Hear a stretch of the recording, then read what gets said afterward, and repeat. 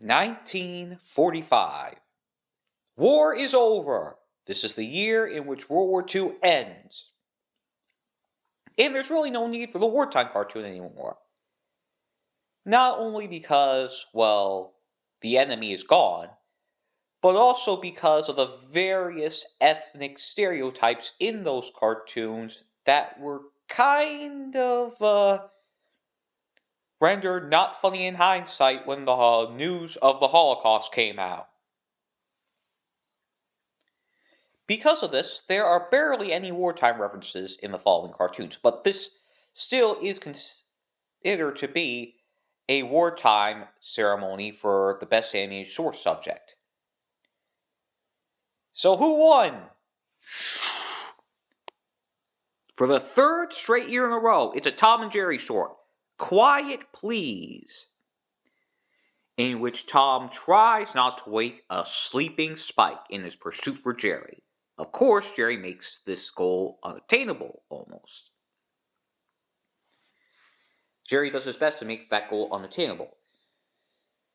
So, we have Spike the Bulldog, your stereotypical bulldog, nemesis for our cartoon cat. Spike was very different when he was first introduced. In 1941's The Alley Cat and 1942's Dog Trouble, being much more akin to an aggressive bulldog that was mindless and centered on hunting down things. Beginning in 1944's The Bodyguard, however, Billy Bletcher decided to give the dog a voice. Yes, the Billy Bletcher who voiced Pete decided to give him a voice almost like Pete. And Spike became more sentient and a lot less violence prone, though he still was pretty violent. Now, this Billy Bletcher voice continued on for a few years, until Billy Bletcher left the studio to do a full-time job for Disney. Several voice actors took over, beginning with 1949's Love That Pup.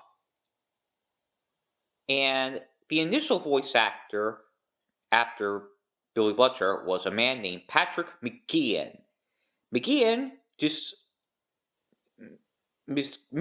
decided to do away with the Pete-esque portrayal of Bletcher Spike and replace it with a Jimmy Durant-esque voice, which would continue to the present day.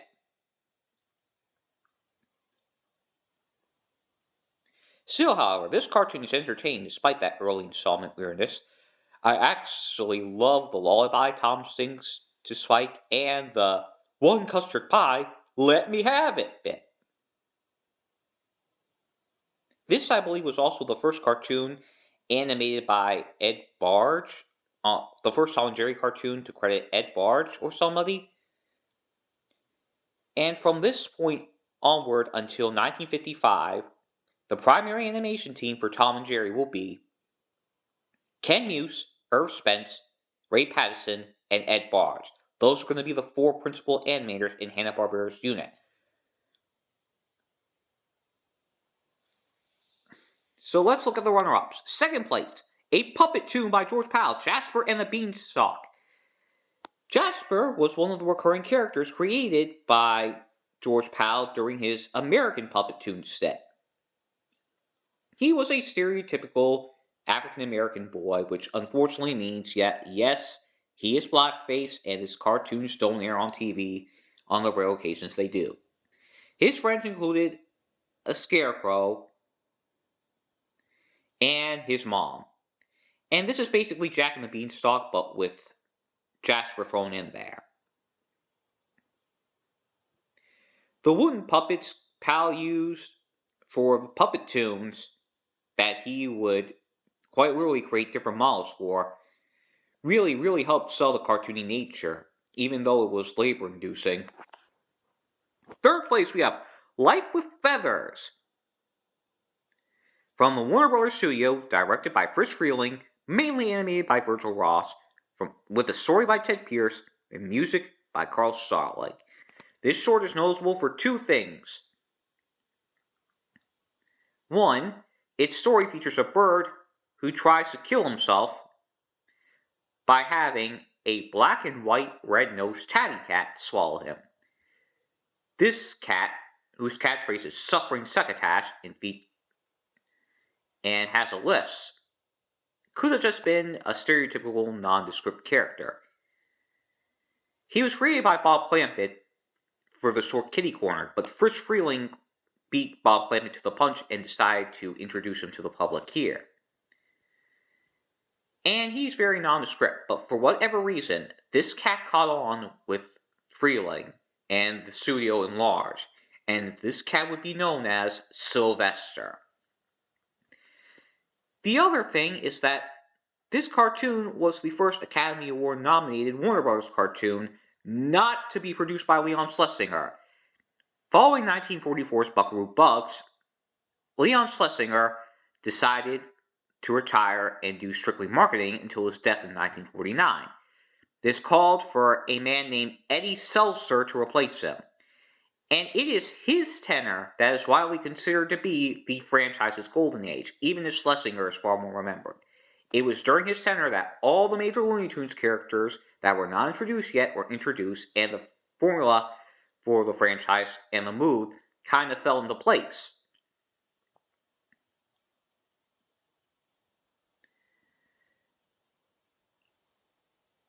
So, ironically, Seltzer was infamous for not really having that good a sense of humor. And I will delve into this many, many more times in the future.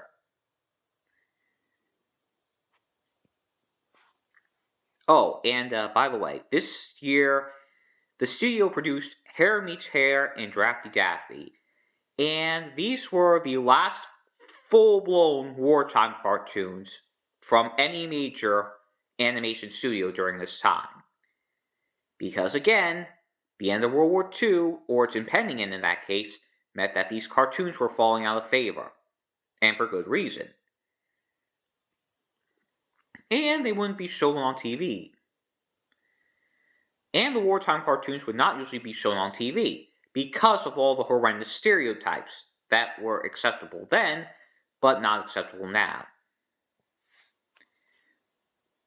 Moving on to fourth place.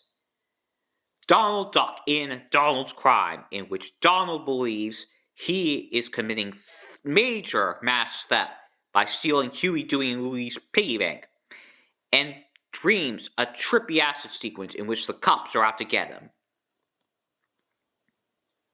This was once more directed by the foremost authority on Donald Duck during this time, Jack King, and it wound up being his third and final Academy Award nominated short. King would continue directing Donald Duck shorts until 1948's The Trial of Donald Duck, after which he retired and would die in 1958. Still, it's kind of bizarre how a low-level Warner Bros. Director became a top Disney director, even if there was some foreshadowing with a prior stint at Disney. Fifth place is Walter Lantz, comes from Walter Lantz for Universal. The Poet and Peasant is an adaptation of the music piece of the same name, starring Andy Panda as a conductor. This short was directed by a man named Dick Lundy. Lundy was one of the many Disney men from the Disney strike brought to Walter Lantz by Seamus Culhane following Disney just reacting harshly to the strikes. Though initially an animator, Lundy, who had prior directing experience on Donald Duck, was promoted to director naturally following Culhane's step down after a abrupt 2 years. His and Culhane's tenure are again considered to be the high point of the Walter Lantz studio, and Lundy's in particular is considered to be the peak of the animation. He brought several more Disney men in, and he managed to completely refine the animation. He wasn't as mean or gag-oriented as Culhane, though, and this everyman attitude would unfortunately be accelerated and normalized following his leaving. Oh, the background artist for this cartoon was somebody named Teresa Lynn. She came from Warner Brothers as a background artist for Frisk Freeling's unit. In fact, I think she did backgrounds for Life with Feathers up there. She came to Walter Lantz after previously working as a background artist for Frisk Freeling for Warner Brothers. She was replacing the outgoing Philip DeGard, who was going to Warner Brothers to work for Chuck Jones. Yeah, so basically they just swapped background artists, albeit in different units. So that's neat. In sixth place, we have Terrytoons. Directed by Connie Rosinski from a story by John Foster, scored to music by Philip Sheeb, Mighty Mouse in Gypsy Life is the only Mighty Mouse cartoon to make it to the awards. Yes, Paul Terry had star characters. Believe it or not. He actually did have characters that caught on and were recurring. The most famous of these was Mighty Mouse. Initially called Super Mouse, his name was changed to avoid lawsuits from Superman, who Super Mouse was originally a parody of. So why was that? Haven't they heard of copyright law, like parody law or something? Anyhow, in this short, Mighty Mouse faces off against bats and gets a nice gypsy check. That's basically it. Mighty Mouse usually would not show up until the end of the film. Like usually, mice would have a fun time. They would initially fight off against cats. The cats would get the upper hand. And Mighty Mouse himself would not show up until like near the very end to beat everything. But despite that, he was popular. In 1947, a new version of Mighty Mouse cartoons appeared. A new take on Mighty Mouse's cartoons appeared, which were done in the form of a mock soap opera, featuring him going up against a recurring opponent, Oil Can Harry, trying to make the moves on his girlfriend,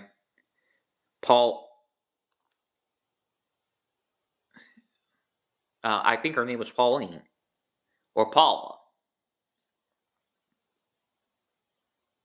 Paulatina. No.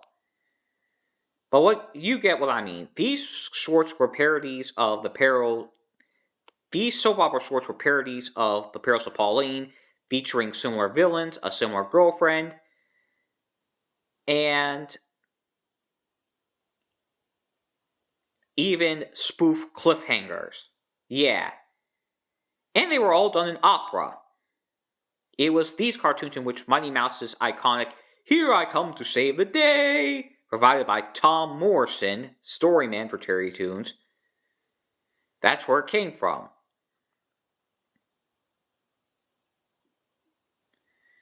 But yeah, Mighty Mouse's cartoons are actually entertaining in that they actually embrace their cartoony nature for what it's worth.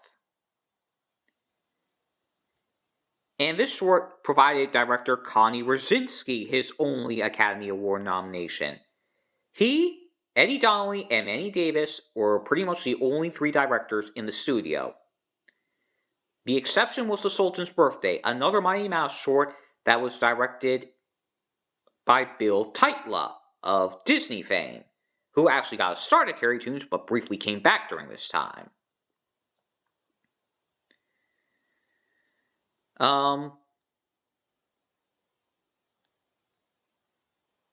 Paul Terry would not receive another nomination again, though his studio was not done, but it would be a long time before his studio got another Academy Award nomination.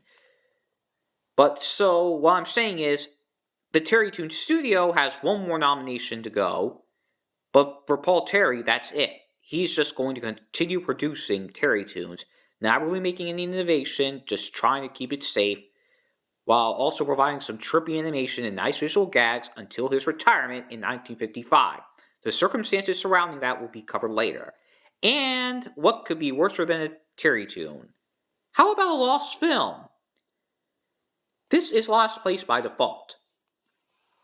This seventh place cartoon is called Rippling Romance, and it was a color rhapsody from Screen Gems Columbia. It is the only film nominated for an Academy Award to be missing. All we know is that it was directed by Bob Wickersham and produced by Raymond Katz and Henry Biner, both of whom were selected because of their work for Warner Brothers, with the latter even being Leon Schlesinger's nephew. Oh, and can I tell you all about Columbia's business by this point? You think that every studio during this time was trying to ape Warner Brothers? Not at all to the extent of Columbia. It can't even be called imitating. It is outright thievery. So the studio was in a funk after Mintz died. They tried... I'm trying to think of his name. George Winkler, then Jimmy Ronis,